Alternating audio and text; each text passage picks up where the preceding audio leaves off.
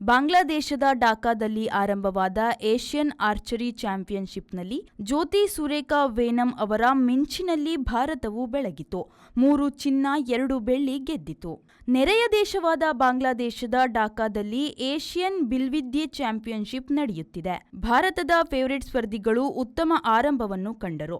ಭಾರತದ ಅನುಭವಿ ಆಟಗಾರ್ತಿ ಜ್ಯೋತಿ ಸುರೇಖಾ ವೇನಂ ಅವರು ಕಾಂಪೌಂಡ್ ವಿಭಾಗದಲ್ಲಿ ವ್ಯಕ್ತಿಗತ ಸ್ವರ್ಣ ಗೆದ್ದರಲ್ಲದೆ ತಂಡ ಕನಕ ಗೆಲ್ಲುವಿನಲ್ಲೂ ಮುಖ್ಯ ಪಾತ್ರ ವಹಿಸಿದ್ದರು. ಜ್ಯೋತಿ, ದಿಶ್ಮಿಕಾ, ಪ್ರತಿಕಾ ಅವರಿದ್ದ ತಂಡವು ದಕ್ಷಿಣ ಕೊರಿಯಾದ ಪಾರ್ಕ್ ಯೇರಿನ್, ವಹ ಯುಮ್ಹನ್, ಜುಂಗ್ ಯುನ್ ಅವರ ತಂಡವನ್ನು 236ಕ್ಕೆ 234 ಅಂಕಗಳ ಸಣ್ಣ ಅಂಕಗಳ ಅಂತರದಲ್ಲಿ ಸೋಲಿಸಿ ಬಂಗಾರ ಹಿಡಿಯಿತು. ಜ್ಯೋತಿ ಅವರು ಪ್ರತಿಕಾರನ್ನು 147ಕ್ಕೆ 145 ಅಂಕಗಳಿಂದ ಸೋಲಿಸಿ ವೈಯಕ್ತಿಕ ಸ್ವರ್ಣ ಜಯಿಸಿದರು. ಕಾಂಪೌಂಡ್ ಮಿಶ್ರ ವಿಭಾಗದಲ್ಲಿ ಭಾರತದ ಅಭಿಷೇಕ್ ವರ್ಮಾ, ದಿಶ್ಮಿಕಾ ಜೋಡಿಯು ಬಾಂಗ್ಲಾದೇಶದ ಜೋಡಿಯನ್ನು ಮಣಿಸಿ ಚಿನ್ನ ಪಡೆಯಿತು.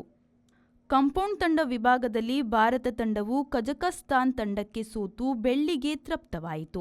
ಭಾರತವು ಒಟ್ಟು 3 ಚಿನ್ನ 2 ರಜತ ತನ್ನದಾಗಿಸಿಕೊಂಡಿತು.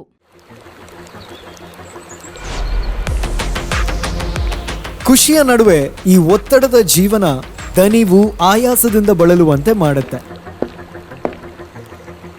ಆಯಾಸ ಆಗ್ತಾ ಇದೆಯಾ, ಬಾಯಾರಿಕೆ ಆಗ್ತಾ ಇದೆಯಾ? ಈ ಎಲ್ಲದಕ್ಕೂ ಹೇಳಿ ಗುಡ್ ಬೈ. ಯಾಕಂದ್ರೆ ಇದೀಗ ಇಡೀ ದಿನ ಬಾಯಾರಿಕೆಯಿಂದ ರಿಫ್ರೆಶ್ ಆಗಲು ಬಬಲ್ಸ್ ಕುಡೀರಿ. ಬಬಲ್ಸ್ ಕುಡೀರಿ, ಫ್ರೆಶ್ ಆಗಿರಿ. Bubbles, a splash of happiness.